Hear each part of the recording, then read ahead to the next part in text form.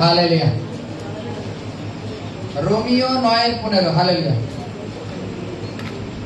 কারণ তিনি মসিকে বলেন, আমি যাহাকে দয়া করি তাহাকে দয়া করিব, ও যাহার প্রতি করুণা করি তাহার প্রতি করুণা করিব। অতএব যে ইচ্ছা করে বা যে দৌড়ে তা হইতে এটি হয় না, কিন্তু দয়াদায়কারী ঈশ্বর হইতে হয়। Hallelujah hallelujah. বাইবেল বলছে, ঈশ্বর মসিকে বলছেন, আমি যার উপরে দয়া করি করার তার উপরে দয়া করব, যার উপরে ক্রোধ করা তার উপরে ক্রোধ করব। যদি কেউ মনে করে চলো আমি নিজে দৌড়াচ্ছি, নিজে এটা করছি, বাইবেলে বলছে এটা নিজের থেকে হয় না, ঈশ্বর সদাপ্রভু হইতে হয়। হালেলুয়া। এটা কে? ঈশ্বর সদাপ্রভু হইতে হয়। এখানে কি বলছে? কেউ যদি মনে করে যে আমি নিজে দৌড়াচ্ছি, কেউ যদি, বাইবেলে এখানে কি বলছে, আমাদের বোঝার ভুল এই কারণে যে ঈশ্বর তাকে সুস্থ করেছে, আমি করিনি। এখানে কি বলছে? কেউ যদি মনে করে যে আমি নিজে দৌড়াচ্ছি, বাইবেলে বলছে ঈশ্বর তিনি দৌড়ান, তিনি আমাদের দৌড় করান বলে আমরা দৌড়াতে পারি। বাইবেল বলছে আমি যাকে দয়া করা তাহাকেই দয়া করি। আমরা দেখেছি পুরাতন নিয়মে ইসরায়েল জাতিকে ঈশ্বর সাথেও ভালোবাসতেন, প্রেম করতেন, তাই তো নাকি? এই ইসরায়েল জাতিকে বন্দী করে কারা রেখেছিল? মিশরীয়রা, মিশরের লোকেরা। এবং যখন মসির মাধ্যমে তাদের বের করে নিয়ে আসছে, ঈশ্বরের টার্গেট ওই মিশরদের আমি নষ্ট করব।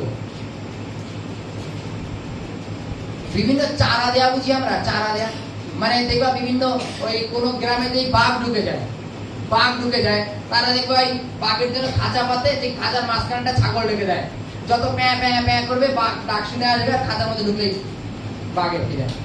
জানো তো নাকি? এত কষ্টের মধ্যে থেকে ঈশ্বর ইসরায়েলকে এতটা প্রেম করতেন এবং তাদের উদ্ধারের কথা ভেবেছিলেন, আর তারা যারা তাদের উপরে টর্চার করত, তিনি তাদের বিনষ্ট করার ভাবনা নিয়ে নিলেন।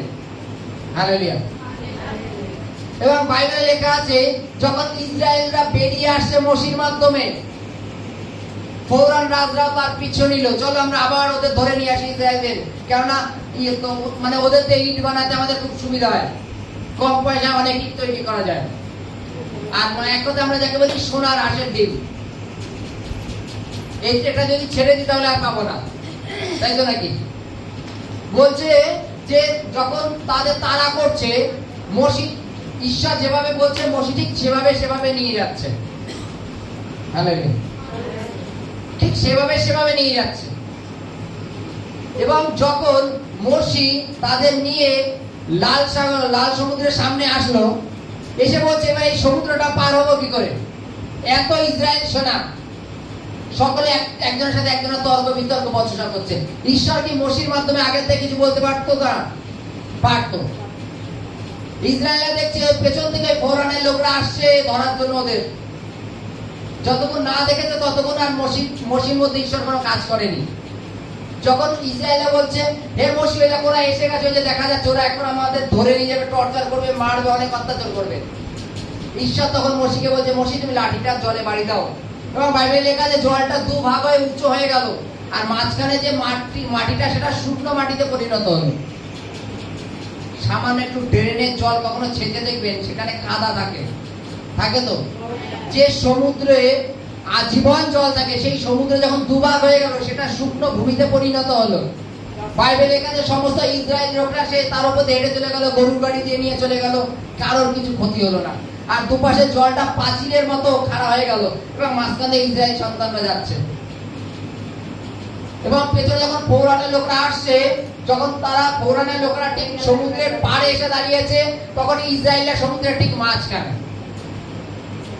ফৌরানের লোকরা ঠিক সমুদ্রের পাড়ে যখন এসে দাঁড়িয়েছে, ইসরায়েলরা কোথায়? সমুদ্রের ঠিক মাঝখানে। এবং যখন ওরা বলছে ওরা যখন ডুবছে না, এদের যখন হানি হচ্ছে না, চলো আমরা নামি। এবং বাইবেলে লেখা আছে এরা যখন হেঁটে ঠিক ওপারে উঠে গেল, আর এরা ঠিক তখন সমুদ্রের মাঝখানে, সকলে সমুদ্রের মাঝখানে। আর ঈশ্বর তখন কি করলো? সমুদ্রটাকে আবার এক করে দিল। হালেলুয়া। এবার ওরা কোথায় গেল?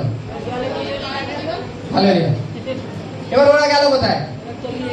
এবার ওরা যদি না দেখতো সমুদ্রটা পারাপারের বিষয়টা, তাহলে ওই একবারে ফৌরানের ওই সমস্তকে একবারে জলের তলে নিতে পারতো না। এরা যদি আগে বেরিয়ে যেত, ওরা কখনো নামতো না। ফৌরানরা ভাবছে ওরা যখন এই জলের মধ্যে দিয়ে হেঁটে চলে যাচ্ছে, আমরা কেন পারবো না, এই শুকনো জমির উপর দিয়ে। এবং সেভাবে নেমেছিল। আর বাইবেলে কি বলছে, যে ঈশ্বর মোশিকে বলছেন, আমি যাকে দয়া করি তাকেই দয়া করিব। তিনি ইসরায়েলকে দয়া করেছিলেন, ইসরায়েলকে দয়া করেন, আর তাকেই তিনি অনুগ্রহ দান করেন। হালেলুয়া। তিনি যাকে দয়া করেন তাকেই দয়া করেন। হালেলুয়া।